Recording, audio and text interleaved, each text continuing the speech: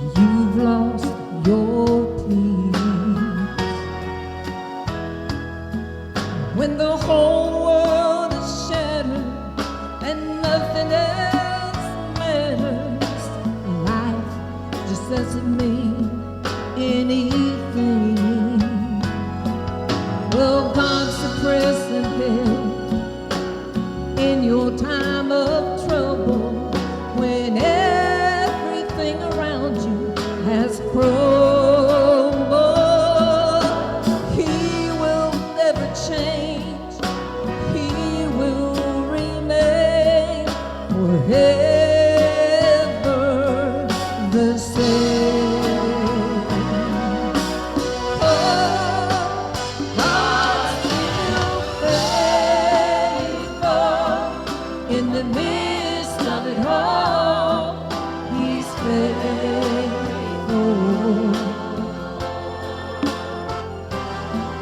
When the earth beneath your feet gives way to defeat, He's faithful.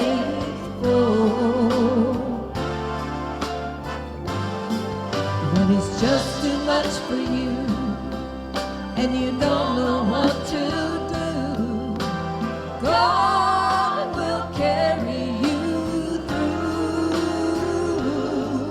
When hope is all gone and you know strength to hold on, God's still faithful. Oh, God is faithful. When you don't know what to do, God will carry you through. When hope is all gone and you know strength to hold on, God's still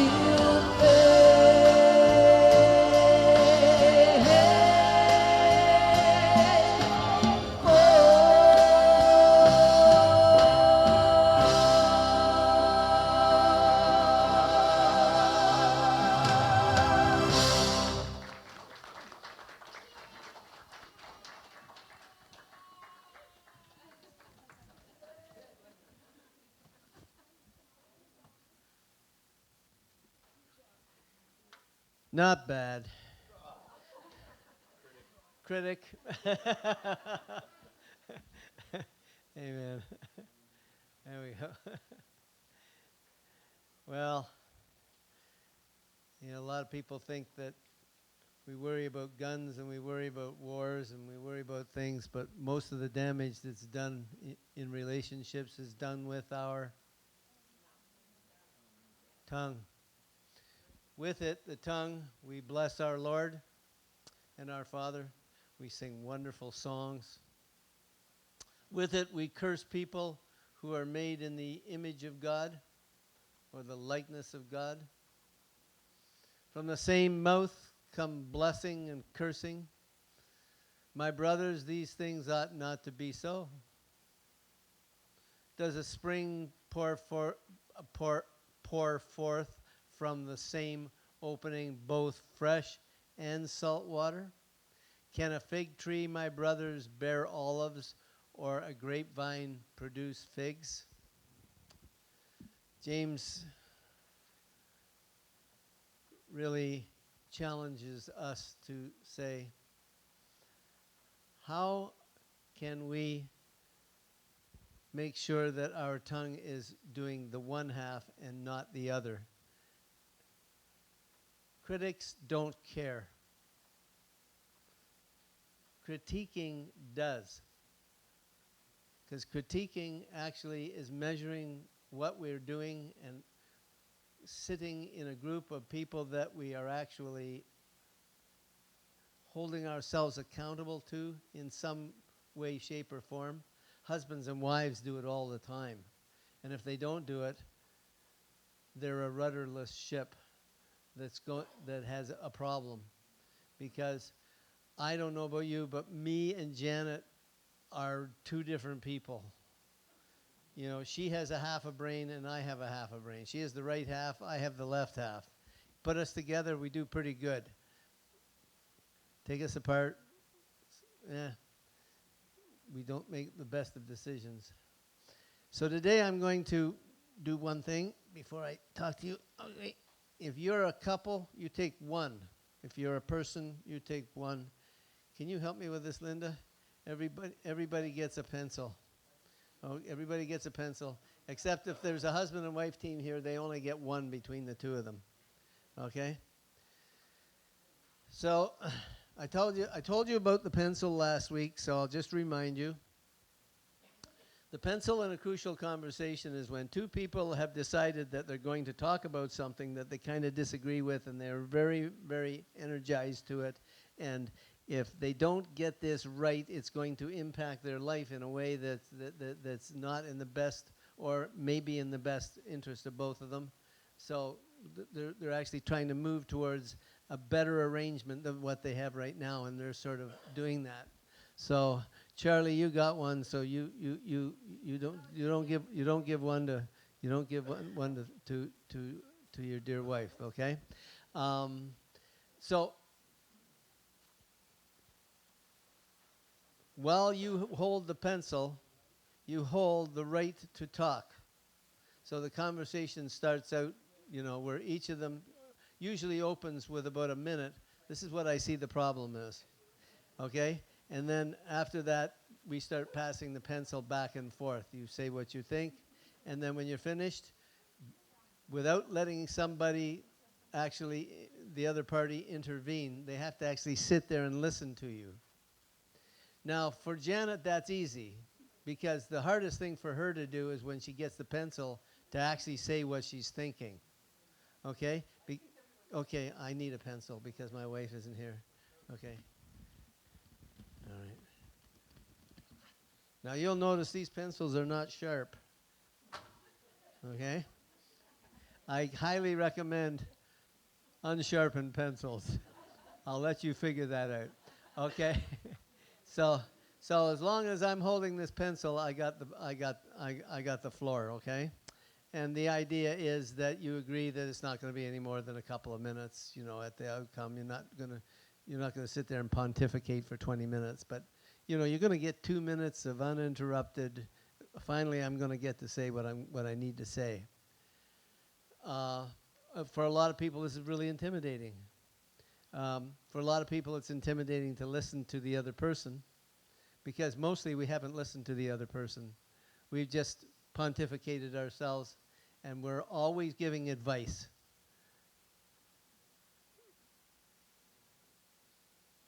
I find in life that people who give and people who take have a hard time doing the other side. I'm a bit of a giver, okay? So, like my mother for 20 years, she drove people everywhere in the community she was, and when she got old and she needed to be driven somewhere, she wouldn't let anybody do it. But she loved to take people and go someplace. And she just, that was just her. And there are other people that they don't think twice about driving somebody anywhere, but they're very happy to be driven somewhere. I'm not saying one is better than the other. What I'm saying is it's hard for each party to be like the other. So very often in marriage, we have this kind of thing that goes on where she's right-brained and I'm left-brained, and those things have a hard time just even understanding each other. So, and Jesus knows this. So that's just the thing. You use the pencil as you may, but the pencil has the power to speak, and the other person has the power to listen. Now, in some ways, the pencil is like a metaphor, okay? The pencil is actually you, okay? So what is a pencil like that's like you? Well, everything you do, you will always leave a mark. Everything you do, you will always leave a mark. Pencils are like that. We write things down. You can always correct the mistakes you make. That's why there's an eraser on the end. So, don't believe that everything that you've done in the past is done in permanent ink. It's not.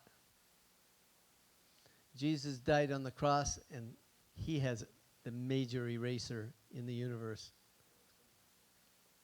What is important is what's inside of you. Well, the outside of this pencil looks good, but it's the thing that's on the inside that actually makes a difference and can record and do what the pencil's supposed to do. And it's the same thing with you and me.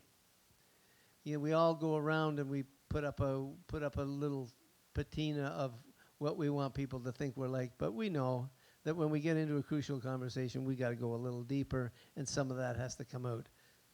It's special. Regular and sometimes painful sharpening are necessary to bring out your finest. Nothing like a dull pencil. You want to sharpen it, start again, okay?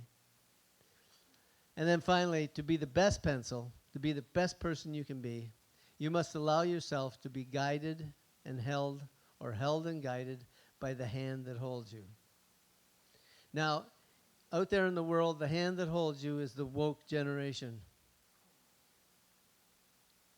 It's either on Facebook or one of those social medias telling you, making you.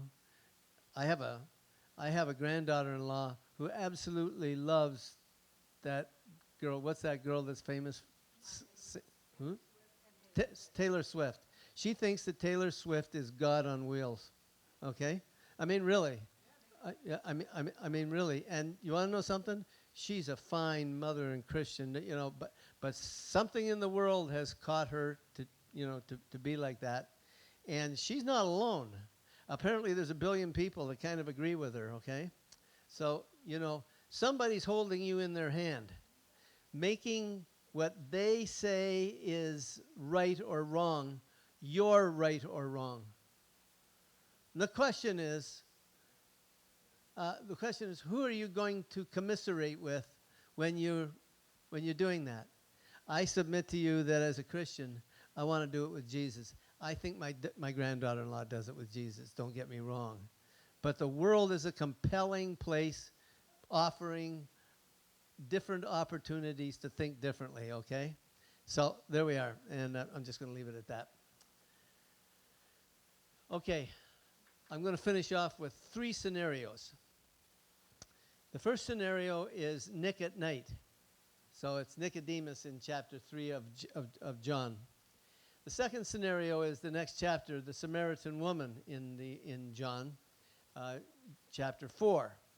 And the last one is Peter's reinstatement after he's found himself on the outs. And it's in the last chapter of John, okay? So in the book of John, he tends to be a little more personable than Matthew, Mark, or Luke, especially Matthew or Mark. So he likes to get into scenarios of he said, she said, okay? So the first one we have Nick at night. Now, Nick at night. Nicodemus comes to Jesus at night. Why does he come to him at night? Right, for fear, okay? He doesn't want to be seen by his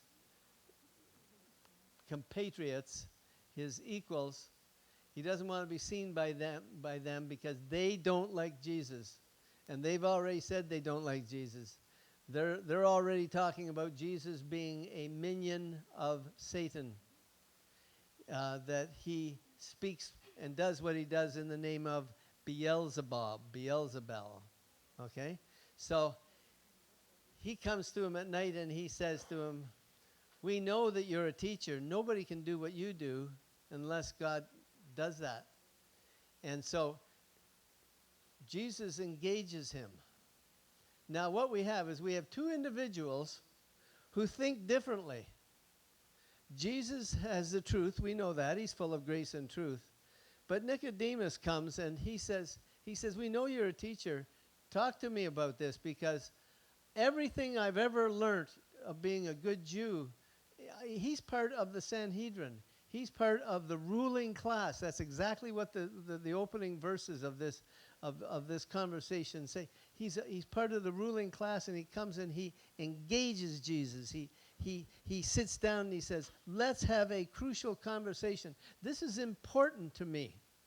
I have a lot of energy for this because I have invested my whole life in who I am as a rabbi and as a person in the synagogue, a leader of Jewish people, and the outcome of this conversation is going to have profound effects. Well, it does, because Jesus engages him, and very positively. You notice that Jesus, if you read this chapter, Jesus doesn't say one thing about the people, about his background. He doesn't start talking about the 613 silly rules that they have. He doesn't talk about how they hold people responsible for things that they don't do themselves. He doesn't talk about any of that. He just says, well, all you need to do is to be born from above. Now, we sometimes call that born again. And then he goes into the dialogue of telling him of what it can be like for you, because you have come here and you have an honest heart and you're laying yourself open. And he says, oh, I don't understand. He says, I can't go back into my mother's womb, you know. And so they have this conversation. I'm sure we don't have all the words of a full conversation, but that conversation is a critical, you know, is a crucial conversation. And it's a crucial conversation that we want to take a look at and say, even though Jesus knows he's absolutely right, and most of the crucial conversations I have, at least that's my starting position. Oh, I'm absolutely right. You know, sorry about this, Janet, but you're absolutely dead wrong. Okay, and we go into it, and but in this particular case, Jesus knows he's absolutely correct. He doesn't start doing this. You need to do this, and you need to start to get rid of those 613 rules, and you need to stop, you know, being like this to the people. He says, no. He says, just like everybody else, you need to be born from above, and that's why I came. For God so loved, and he tells them, he gives them the most famous line in all of the Bible is given to a man who came in fear in the middle of the night to seek truth in a crucial conversation. For God so loved the world that he gave his one and only Son. Now, I didn't come into the world to condemn the world, is the next verse, but to save the world. And every time we see Nicodemus after this, he's defending Jesus until the day he finally takes $100,000 worth of spices and he wraps Jesus up because his body is dead. And he goes along with Joseph of Arimathea, and they bury the body of Jesus at the end. All came out of a crucial conversation. I guarantee you, we can have those kind of same crucial conversations. First of all, with Jesus, and then maybe as we learn to have them with each other. The second one is the Samaritan woman. This is different because Jesus isn't supposed to be in Samaria. No good Jew would go there. He's supposed to go around Samaria down by the Jordan River. He's supposed to get away from those people because they are impure people. They're half-breeds. So this is this half-breed woman. First of all, she's a woman, and a Jewish rabbi would never talk to a woman alone, because all of his disciples have gone into town. And he sits there and he talks to a woman who happens to be a half-breed woman, and he says, "Can you get me a drink of water?" And they have a conversation. And in the end of this conversation, she says, "Oh, I know there's a Messiah and this, that." And he finally says to her, "That's me." And he talks to her he says, "You know, Jews, they worship on this mountain, and you worship on this mountain." He doesn't run hers down. He says, everybody's doing their thing, trying to worship God. He says, but there will be a time coming when you will worship in spirit and in truth. And in the middle of this conversation, he is lifting her up. He's talking positive to her. And he amazes her with things he's able to do. And she goes into town and she tells people. And people began to get saved. And it says that people got saved to what she said. And then the last line of this whole parable of things, it's not a parable, but of this story, is that they not only got saved because of what she said, but they came and heard his own words and got saved because of what he said. All this came out of a crucial conversation. So I submit to you that crucial conversations can have outcomes that can be very impactful in your life. For her and her village, there were many who got saved that day.